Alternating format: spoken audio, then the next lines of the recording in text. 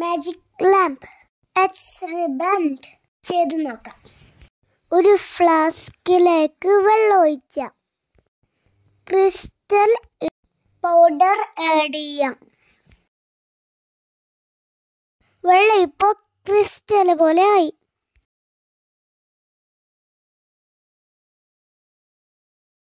Glow powder കുറച്ച് ചേർക്കാം. എന്നിട്ട് നമുക്ക് നന്നായിട്ട് മിക്സ് ആക്കാം.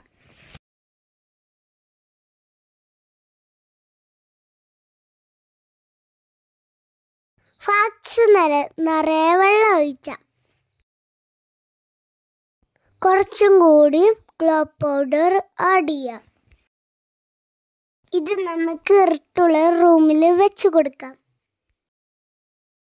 നമ്മൾ ഉണ്ടാക്കിയ മിക്സ് ലാമ്പ് പോലെ ഗ്ലോ ചെയ്യും. Thank you.